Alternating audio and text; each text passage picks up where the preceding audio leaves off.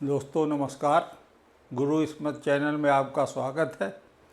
पूर्व की सीरीज हस्तरेखा विश्लेषण में हमने चर्चा करी थी कि हाथ में पाए जाने पर्वतों के विश्लेषण में, तो पर्वतों के विश्लेषण में हमने गुरु पर्वत पर चर्चा करी थी। गुरु पर्वत पर पाए जाने वाले चिन्हों की चर्चा करी थी। उसी कार्यक्रम को आज हम आगे बढ़ाएंगे। पुनः आपको बताना चाहेंगे कि आपके हाथ में जो पर्वत पाए जाते हैं वो कौन कौन से 9 पर्वत का स्थान कौन कौन सा होता है।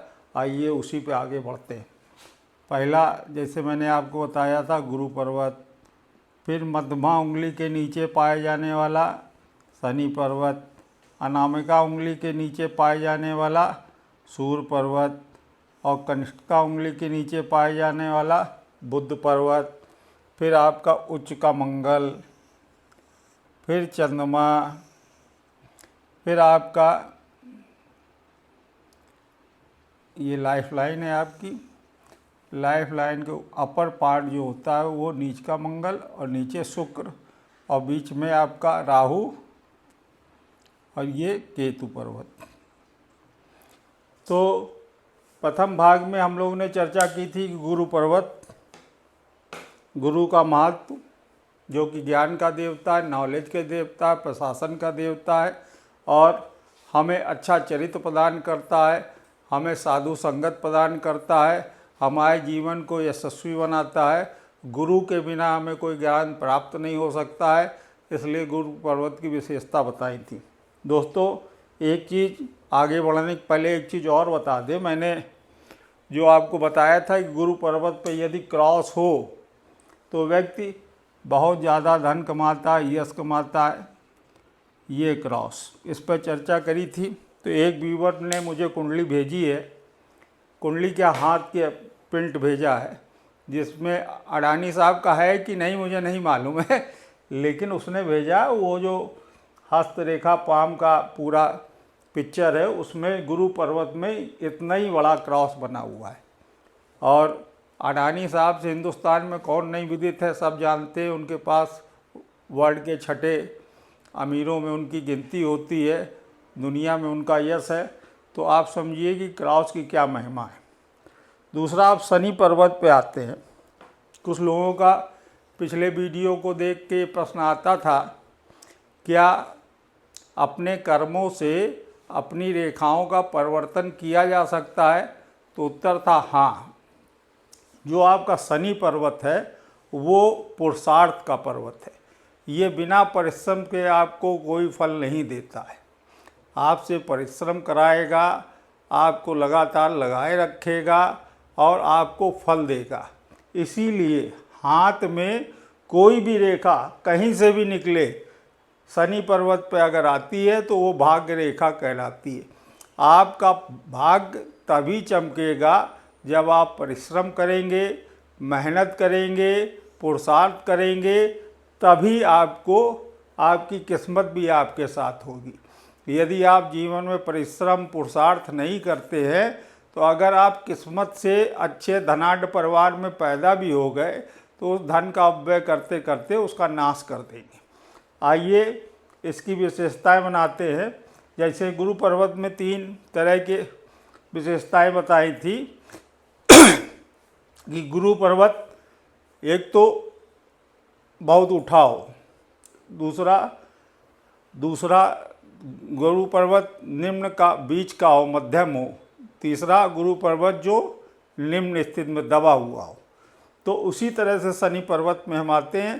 शनि पर्वत यदि उठा हुआ तो सबसे अच्छा माना जाता है। शनि पर्वत मध्य का हो तो उससे कम माना जाता है और शनि पर्वत अगर दबा हुआ हो तो बहुत ही खराब माना जाता है।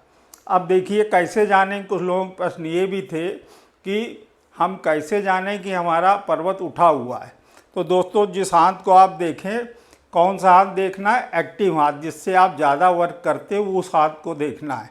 और दूसरे हाथ से आप ऐसे हथेली पे हाथ जब आप ले जाएंगे तो आपको उभार मालूम हो जाएगा। अगर जहाँ पर उभार लगे तो आप मान लीजिएगा कि वो पर्वत आपका उठा हुआ है।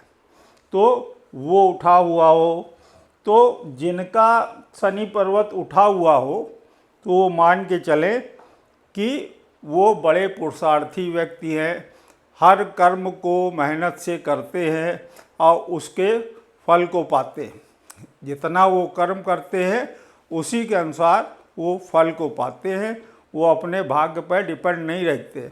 इसीलिए जिनका शनि पर्वत उठा होता है, कुछ लोगों के हाथ में भाग्य रेखा नहीं होती, लेकिन वो भाग्यशाली होते हैं क्योंकि उनको मालूम है कि हमें अपने पुरुषार्थ से ही कमाना है और पुरुषार्थ से ही आगे बढ़ना है। तो जिनका उठाओ हाथ आप दूसरे हाथ में लेके जब आप करेंगे तो आप स्पष्ट जान लेंगे कि ये हमारा पर्वत यहाँ पे ये भाग उठा हुआ है। तो अगर उठा हुआ तो आप मान लें कि आपका शनि पर्वत उठा हुआ है। दूसरा होता है जब वहाँ पर हाथ करें तो समानता पाए, हाथ में कोई उभार ना पाए, तो सामान्य पर्वत कहलाता है। सामान्य पर्वत वाले व्यक्ति को सामान्य ही चीज़ प्राप्त होती है, मान लें। वो परिश्रम में थोड़ा सा आलस करते, अतिचारी नहीं होते, मतलब इतने लगनशील नहीं होते कि उनको पाना है तो पाना है, लेकिन वो भाग के भरोसे कभी कभी चले जाते, तो उन्हें समान चीज़ें ही जीवन में प्राप्त होती हैं। और जिनका शनि पर्वत दबा हो दोस्तों, तो ये विश्वास मानिए कोई निर्धार स्वार्थी व्यक्ति होगा, उसको नशे की भी आदत लग सकती है और धोखा देने वाला व्यक्ति होगा। तो उन व्यक्तियों से आपको अलर्ट रहना है। तो ये 3 तरह की क्वालिटी शनि पर्वत में होती है। अब शनि पर्वत में पाए जाने वाले चिन्ह जिनसे हमें मालूम चलता है कि हमारे जीवन में क्या होगा, अच्छा है कि बुरा। तो मैंने पिछले वीडियो में आपको बताया था कि क्रॉस जो है किसी भी पर्वत पर, हथेली पर कहीं भी अच्छा नहीं माना जाता है। अगर क्रॉस बना है तो ये शुभ नहीं, आपको धोखा मिलेगा। पहला चिन्ह, अगर शनि पर्वत पर क्रॉस बना है तो आप ये मान के चलें कि वो शुभ नहीं है, धोखा मिलेगा। दूसरा, शनि पर्वत पर त्रिभुज बना हुआ है, जैसे ये आपकी हार्ट लाइन जा रही है ये, और ये शनि पर्वत पर एक त्रिकोण बन जाए त्रिभुज, ये शुभ माना जाता है। तो ये जो पीरियड ऑफ लाइफ होगा उसमें आपको संपत्ति दिलाएगा, आपका बुढ़ापा सही करेगा। ये जो आपका त्रिभुज बनेगा ये शुभ होता है। अब आइए, शनि पर्वत पर अगर आपकी फेट लाइन ये है और यहाँ पे आके एक झंडा सा चिन्ह बन जाए झंडे का, तो ये भी शुभ होता है। ये व्यक्ति को आध्यात्मिक बनाता है, अध्यात्म का ज्ञान देता है और वो आगे जाके अपने एक अवस्था में जाके वो मोक्ष को प्राप्त करता। अगर आपकी शनि रेखा या भाग्य रेखा केतु पर्वत से निकली हो तो 100% ये नियम आपके ऊपर लागू होगा। अब शनि पर्वत पर त्रिशूल बन जाता है। देखिए ये आपकी फेट लाइन है और ये फेट लाइन जाके ये 3 भागों में आगे जाके बढ़ जाए तो इनके पास एक 55 साल के बाद बड़ी अच्छी अवस्था में आते हैं। इनका अंतिम समय बहुत ही धनाढ़ बीतता है, इनको किसी चीज़ की कमी नहीं होती है। अगर इनके हार्ड लाइन में इस तरह की रेखाएं और निकल आए, इस तरह के चिन्ह बन जाएं, तो आप ये मान के चलिए इनके पुत्र या संतानें इनकी बड़ी सेवा करती, इनका एक सर्टेन एज के बाद बड़ा सम्मान होता है। तो ये चिन्ह थे। अब इस चिन्ह में एक चिन्ह और आता है जिस पर ज़्यादातर चर्चा की जाती है, वो भी मैं बताता हूँ आपको। एक शनि वलय का नाम किया जाता है। ये पार्ट ऐसे घेरता है, ये देख रहे हैं एक रिंग टाइप की बनती है। तो ये जिसके हाथ में बने, इसके भाग अभी आगे बढ़ेगा, शनि वलय लंबी तक भी जाती है, अलग अलग उसके गुण होते। तो क्योंकि अपनी हस्तरेखा बड़ा व्यापक है, उसमें बड़ी महीन महीन चीज़ें देखी जाती हैं। अगर शनि वलय इतनी बड़ी बने तो व्यक्ति स्वार्थी होगा, या तो धोखा खाएगा या धोखा देगा। शनि वलय हाथ में अच्छी नहीं मानी जाती है। अब दूसरे देखिए शनि वलय का दूसरा रूप देखिए, ये वलय बढ़ते हुए सूर्य क्षेत्र में चली जाए, इस तरह की कुछ हाथों में बनी होती है, तो ये जीवन में कहीं ना कहीं अपयश पाएगा। ये शनि वलय अगर बढ़ के आपके सूर्य पर्वत पर चली जाए तो वो व्यक्ति कहीं ना कहीं जीवन में अपयश पाएगा। अब ये शनि वलय और आगे बढ़ जाए, अगर ये बुध पर चली जाए, बुध पर चली जाए, इस तरह से रूप हो जाए, तो ये बिजनेस में लॉस पाएगा और बिजनेस में उसको अच्छा खासा नुकसान होगा।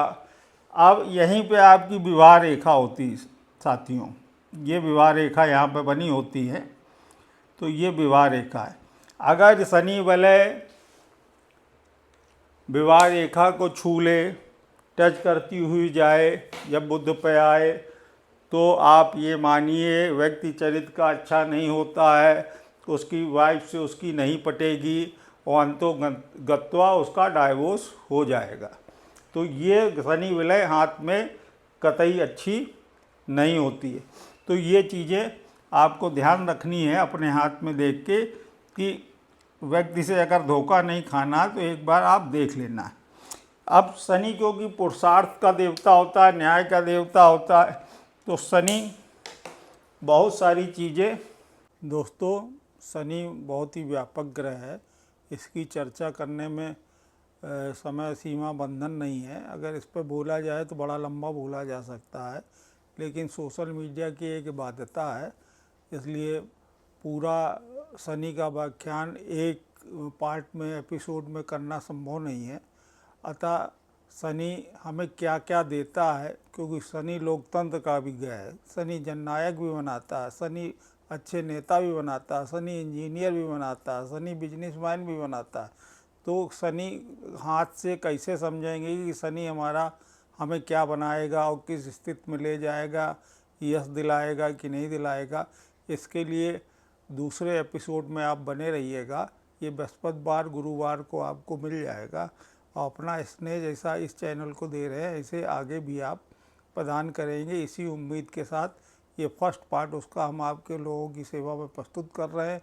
आप लोगों को पसंद आएगा, आप चैनल को सब्सक्राइब करें। धन्यवाद।